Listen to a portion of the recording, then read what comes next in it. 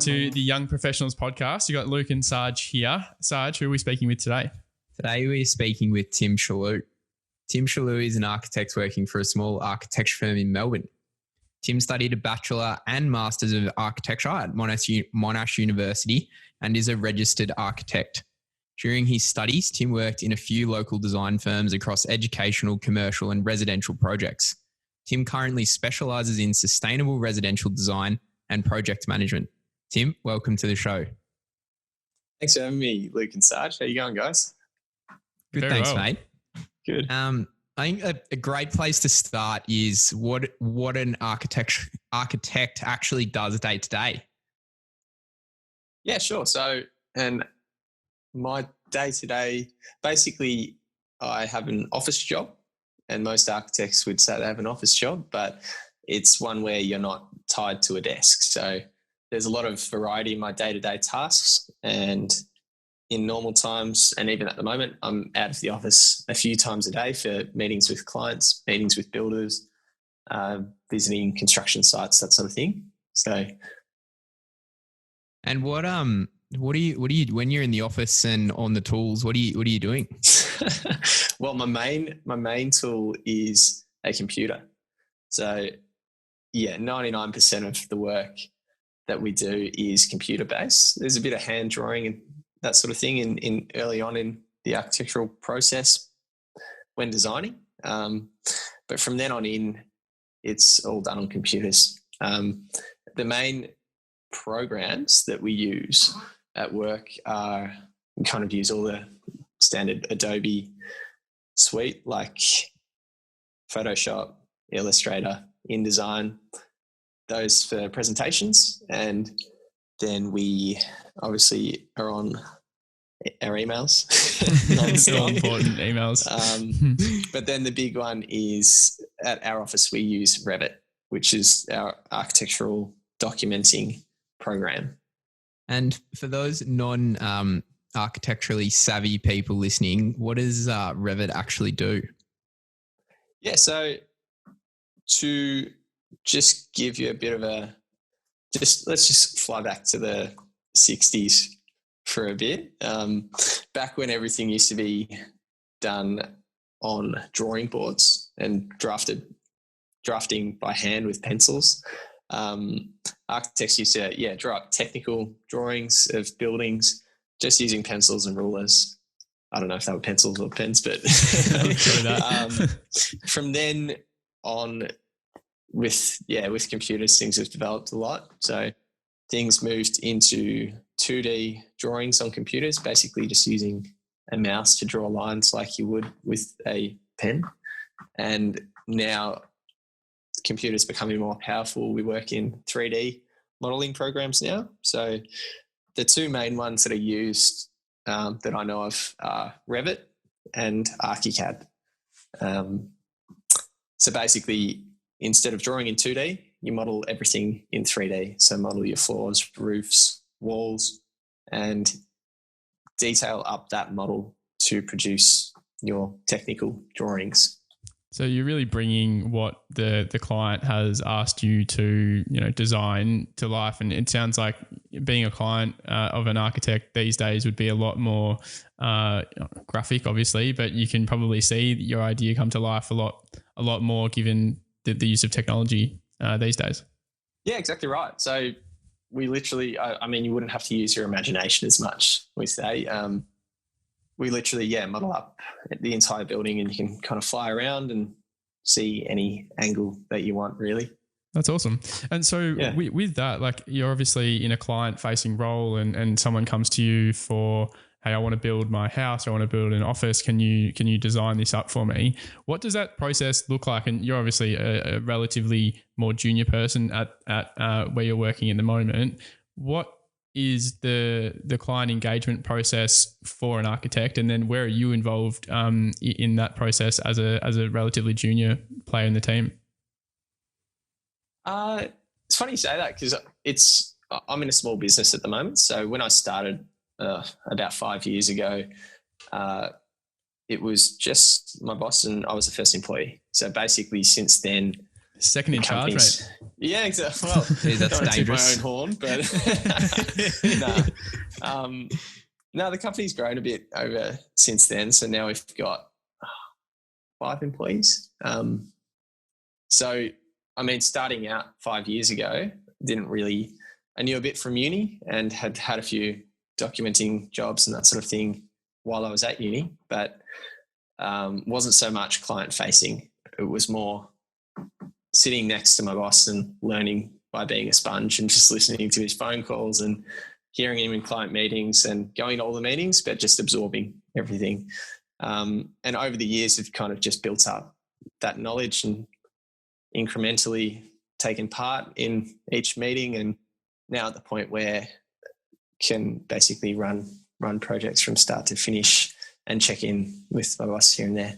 And what does that look like? What is running a project from an architectural perspective? And you know, does that start when someone's got a slab of dirt on a new property that they bought and they said, you know, design me a new home, and then where does that go? Yeah. Well, you can kind of go to an architect at any point, but generally in the work that I do, which is mostly houses, a client will come to us with, if they've bought a new block of land or they have their existing house they want to do some work to, and they want to just explore some ideas and see what they actually can do on their site. So I can just talk you through the process in each stage, if you like. Yeah, sure. The architectural process. So the first one would just be, actually signing up clients in the first place. There's a bit in that, and there's a lot of time that actually goes into all that. But then from that point on, you're working on concept designs and working out their brief and working out what's actually going to work on a site and presenting that. Then you move into kind of detailed design, getting into the nitty-gritty and working out what's required in terms of the site constraints and the planning approvals and everything like that. And then once everything's approved by your client as well, you move on to construction documentation. And that's the stage where you get onto your program like Revit or ArchiCAD or AutoCAD. There's some people still using that. And you produce a set of construction drawings, so technical drawings that basically the end goal is to produce a set of technical drawings that you can send off to one or multiple builders and get it all priced up, see how much it's all going to cost. And then after that, you might organise this contract signing with the client and the builder, and then during construction actually administer that contract while the whole project's being constructed, and just make sure that everything's being built in accordance with contract documents, or just, Would it be fair to say that you act as your client's eyes and ears throughout that process? Like, it's not just being an architect and doing the drawings? Yeah, definitely. Yeah. So that's probably something I really wasn't aware of when I was at school, kind of choosing what to do at uni. There's a lot more to it than just sitting down and drawing a house. But I think that's a good part of the job, to be honest. There's a lot of variety in what you're doing. So in our office, we might have anywhere from 15 to 25 jobs going all at once, and they're all at different stages, and I'll be across 8 to 10 of them. So working across a number of different stages every day. Yeah, right. Is that, we've spoken to a few different people so far on the podcast, and a theme that is coming up is that what you learn at uni in your particular specialty or whatever skill that you're developing, be that say architecture or commerce or marketing or whatever you're doing, that's the skill. But then when you get into industry, you realize that, say if you're working in a small business, you need to be across how a small business operates, like the finance side of things, like you were saying, going and winning clients and winning work is a major part of that. How is that kind of transition and that realization that, there's more to this than, as you say, just building or drawing a house rather? Yeah, it's an interesting one. So the way architecture is structured at uni is you have at least when I did it, and I'm pretty sure it's the same now. You're not that old, mate. Yeah, no. A few greys maybe. No, yeah. So it was a 3-year undergrad bachelor degree, and then a 2-year master's degree after that. So the structure of the course is basically you do 3 subjects a semester, one of which is called a design studio, which is worth double the credit points. So basically it takes the time of 2 subjects. And your design studio will teach you the skills of designing and researching and presenting and getting your ideas slaughtered by guest critics, which is always fun. And the other subjects are kind of your electives and your core subjects, like the ones that teach you about how to use certain computer programs and how buildings actually go together, what certain materials are used for. And then in your master's degree, you actually start to get into the real detail of professional practice and how all of that works, running business, where money comes from, that sort of thing, which is all actually really interesting. Yeah, no, cool. And with that, obviously in different industries, you can break in your kind of high level education into undergrad, then go and do some work and decide if you want to do postgrad after that. Is that how it works in architecture, or do you kind of need to go bachelor, masters, and then into industry? No, so it definitely works that way in architecture too. It's a funny one because I think a lot of people have a tendency to just, go plow ahead with uni and not try and get a job in the industry and find out whether they actually like it. Because, in the end, it all just goes on your HECS, right? No one knows about a HECS, but... certainly know about it now. Yeah, when you see it coming out of your pay, you kind of realise, I'm glad I stuck with the one course. So for me, I think getting industry experience as early as you can is awesome, because firstly, you'll realise if you don't like the job and potentially save yourself a bit of money in the future. But then you'll also make yourself that much more employable by the time you finish uni, and you might learn a lot of skills that help you just manage your own time and get the most out of yourself while you're at uni. I think that's a fantastic point, Tim. And I think you have a really good story to how you obtained your first job. Would you like to share that with us? Sure. So my first job in, I guess you could say, in architecture, in interior design, was I'd had literally every job under the sun you could think of growing up. But this was the day of my 21st birthday, I think. I was walking across the road to have a chat to one of my neighbours because I knew they had young kids and just wanted to say, I'm having a party. Please don't call the police too early. But was it a good party? It was a great party. Yeah. They ended up having a great chat. So this young couple had young kids and was talking to Jen. Shout out to Jen. Hi, Jen. She's an interior designer, and she ended up saying, she actually had a couple of hours of work a week that she needed a bit of help on. So I had learnt a bit of drafting skills in AutoCAD at the time while I was at uni. So it was a great chance for me to put that to good use. And looking back now, it's probably a really great start in it to actually learning some just basic skills on time management and checking myself to make sure I kept on working the whole time. So, because in the end, Jen was running a small business and was paying me for every hour that I worked, and I had to be really accountable for all of that. So, it's good. And that's something that you've now taken forward and you hold very close in your role now?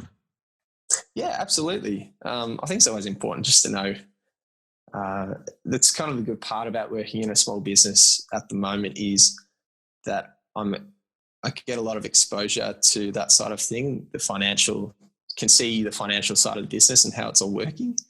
And but it also helped me when I was at uni, just to make sure that I was being productive and not actually just wasting a lot of time, which meant I was able to actually produce work and spend time with my friends, which a lot of people in architecture school kind of struggle with, I think. I think that's a good segue. One, that's a very good point, in that if you can learn to manage your time effectively, and obviously it's a learning curve, and by no means am I saying that I'm a good manager of my time all the time, but certainly if you can nail down some habits or practices or ways of doing that early on in your university studies, and especially if you're in a longer degree, it can make that third, fourth and fifth year way easier than it otherwise has to be. And obviously having some part-time work in industry is a really good conduit to get that experience. But mate, let's go back to, say, even before university, year 11 or even year 10, year 11 and 12. Were you always interested in architecture and getting into that? And, you know, if you're speaking to a year 10 student now and they say, yeah, I really am interested in that, what are some things that they could be doing in terms of subject selection rather, and thinking about what courses are available and whatnot in terms of their next couple of steps? Yeah, sure. I think looking back at high school now, I really wasn't sure what an architect did. I think what drew me towards architecture was that I had an underlying interest in the construction industry and in engineering, and also in design, because I really enjoyed VisCom at school. That was just a subject that I enjoyed.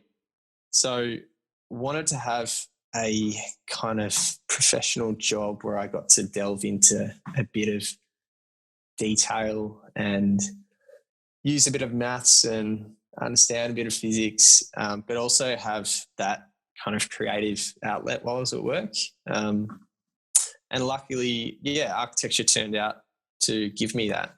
But I think just in the general construction industry, there are a lot of different options as well that at the time I really would have found a podcast like this useful, just to know kind of what options are out there.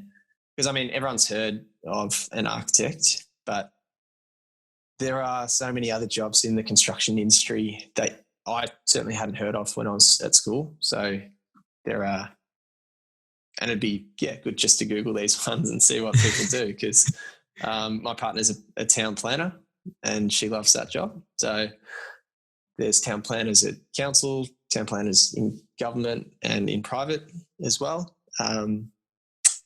There's building surveyors, engineers of all different types, civil, structural, geotechnical. What else have we got? Energy raters. Anyway. And these are all stakeholders that you deal with in your day-to-day job as an architect? Yeah, absolutely. So if you've got an interest in construction in general, or just the overall industry, have a look at all those different jobs and see if there's anything that draws you. I think it's an important point as well. Say you're interested in, let's just pick civil engineering, for example. I know we've spoken to a couple already through the podcast, and it's evident that, you know, you can say, hey, I'm going to be a civil engineer, but there's probably 10 different types of civil engineers and the different areas that they focus on and they work on. So I think the importance of going out and talking to people and doing some basic Googling to figure out that, there's all these kind of titles, but then also within all those titles, there's all these different kinds of jobs and areas that you can be involved in. So I think it's super important to help open up your eyes as to what career paths are available, for sure. Yeah, that's right. That's the good thing about, I guess, about the construction industry. I'm not sure about law and finance for you guys, but there's so much variety in the path that you can actually choose. And as an architect, I'm working in residential design at the moment, but there's every type of building you could imagine has specialists that know how they work, and there's always room to move in this career, which is what I like. Just on that, mate, to dig a bit deeper into your specialisation being that sustainable residential design, what does that sustainable piece look like in architecture world? Oh, it's a big word, isn't it? So there's probably a lot of greenwash to kind of filter through within the word sustainability and the way that it's kind of flouted around in the construction industry. Because in the end, something can be sustainable, but there's always going to be an argument for why it isn't, right? Can you have a sustainable new house if you've knocked down an existing house to build it, right? Is it truly sustainable if you're throwing all those old materials into waste or whatever, landfill? In the end, for what it means in our job, basically we try to design our buildings to consume the least amount of power and mostly try and generate their own power as much as we can to keep things off grid. And so it's like solar energy and things like that? Yeah, that's right. Yeah. So, so it's within the actual systems and technology that are used in the houses, but then also making sure that the houses are designed intelligently around just passive design principles, like ensuring there's a bit of cross ventilation that happens. Making it so certain windows receive good sun and good orientation and are shaded well in summer, but receive a bit of sunlight in winter. And then you can go as deep as you want with it, Sarge. Yeah, no, I think you've covered it pretty well. And just from a user's perspective, I love a bit of sunlight in the morning. So if you can keep designing your houses so the sun gets in, that'd be greatly appreciated. Just in case you end up buying one. I can do whatever you want. Very good. Mate, why don't you kind of step us through what not a day in the life of, but what your time at university kind of looked like in terms of a day-to-day? I know that certain university degrees have different, say, time commitments. Some you have to be on campus, and obviously that differs between different universities inside of that. But why don't you walk us through that and what someone is kind of signing themselves up for if they do put down architecture as their first preference coming out of year 12? Yeah, that's a great question, because there is a fair distinction between my experience at uni, going to architecture school, compared to friends I've had who have studied other university degrees or who have just gone out and found jobs without going to uni or done apprenticeships and that sort of thing. So for me, architecture was more like a full-time job in terms of the time commitment that it took. So there was a lot of contact hours that required me to actually be at uni on site. I was normally there, at least 5 days a week, sometimes on the weekends, and found it quite time-consuming from that point of view, just because of the way a lot of the work has to be generated. Is that because you cared so much about it and you're passionate? Like, could people kind of coast through and not go in on the weekends and that kind of thing, or is it you need to do that? Yeah, not really. Don't get me wrong, I did care about it. I took it seriously, but no, you couldn't really coast through.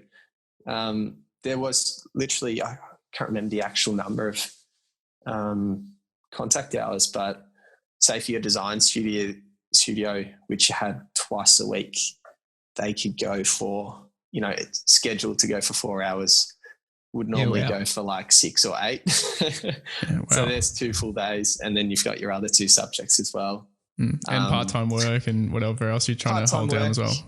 Yeah, and then a lot of the work at uni in architecture is group projects, teaching how to work in teams, which is great, but it just means you have to be at uni a bit more. I'm not sure how all this is going to change just in light of the current environment, but maybe things will move a bit more online. But yeah. Would that be possible in the architecture space, or is it more so that you do really need to? I mean, like everyone wants to be in a room working together, but is it more so in architecture that's like particularly important? I'm not sure actually. Like I think at the moment I'm working from home. Our whole office is working from home, and everything's working really well. We do all our presentations. All our presentations online and share screens, and it's actually been great because we can have a bit more flexibility about getting files up and showing our clients Zoom fly-throughs and everything like that. I'm not sure how to work at uni because it's a bit more difficult to train people because you can't learn via osmosis. By sitting next to someone and just hearing what they're saying. That's kind of what you miss in terms of the work environment. So there'd probably be a bit of that with uni as well. You know what I mean? You do benefit just from hearing other people's conversations. Oh, absolutely. I know that's one thing I'm missing at the moment, that we are in a work from home environment, that you don't get that same level of osmosis as you would if you were in the office. Yeah, exactly right. Tim, on that, in terms of the soft, I'm not sure if soft skills is a accurate, apt term anymore. I know a lot of people like to say, like, these are just critical skills and it should go in your skill basket. But those skills that aren't, say, technical in terms of drafting or whatever for an architecture student coming through, it sounds like a lot of jobs that kids will get or students will get will be in, small to medium style boutique firms and having to work in those kind of teams. What are some skills or attitudes that people could really be working on when they're at university or working in their part-time job or other environments that would be really important in those small to medium businesses? I know you said, understanding how the importances of finances and things like that and being semi-client facing. What are some things that people could be working on? I think the most important one, firstly, you've got to be someone and come across as someone that people actually want to spend their day with. You're locked. If you're in an office, you want to like the people you're working with, right? So just being someone that's approachable, down to earth, a bit relaxed, not going to get too stressed. That's quite important, especially in an environment that can be kind of stressful at times. Then I think in terms of soft skills, the key one to make you employable would just be the time management stuff, making sure that you're able to check in on yourself and check that you're not delving into too much detail. You're able to look at the bigger picture and then figure out what it is you actually need to be doing and why, and then go and do that task. I think that why point really resonates with me. If I'm doing something and I can understand why I'm doing it, then it makes it so much easier to do it. Yeah. Because you kind of know like what the purpose. Yeah, exactly. If you understand what you need to be actually delivering at the end, you can really work towards that. So sometimes it's just about asking the right questions as well and keeping those communication skills up. That was going to be my next question. You can even answer this one side as well. For people that feel like or know that for them to do productive work and do good work, that they need to know why, they need to know the bigger picture. I think the answer is quite obvious, but what is the thing that you do to understand that, and like who do you talk to? And I think it's good, just a bit about putting up your hand and saying, hey, I need to understand the bigger picture here. But what kind of steps can you take to talk people and to talk to people rather and tell them that? Go for it, Sarge. Yeah, well, I think for me it's asking the question. So like go up to whoever's asked you to do something and say, hey, I appreciate you've asked me to do this, but I would like to understand why, and tell them why you want to know. So like I'll say, look, I'm someone who learns and does things when they know why they're doing them. So can you please take 5 minutes or 10 minutes to explain why we're doing this and how this fits into the bigger picture? And I think anyone that you come across when you're at work, or just in life in general is pretty happy to explain things to you. But if you don't ask the question of them, they don't necessarily know that they need to explain something. So yeah, I just add to that, do that in a friendly manner. And yeah. I think it's a good point. And particularly of when you're working in industries or environments where people are perceived to be high operators and really smart and whatnot, I think it's easy for them to assume that you just kind of get it all the time. But we're talking to a friend who works at a quite top tier law firm, and he was saying that he has to kind of stop people every now and then and say, hey, I got here because I work really, really hard. I'm not naturally really, really smart. So can you please take the time and give me the 10 minutes and run me through that? But he was saying that the important thing is that if you're in that position, when you realize that your employer wants to get the most out of you because they're paying you money, you're essentially a tool for them. It's worth them. It's worth the time for them. So I think, as you say, Sarge, just taking that time to say, hey, give me 10 minutes. It's worth everyone's time to do that. Yeah, absolutely. Tim, another question for you, mate. You're the subject matter of the show. What advice would you have for a student who's thinking studying architecture? Because it does sound like it is quite a arduous degree. What sort of advice would you give to any Year 12 students currently thinking about studying that?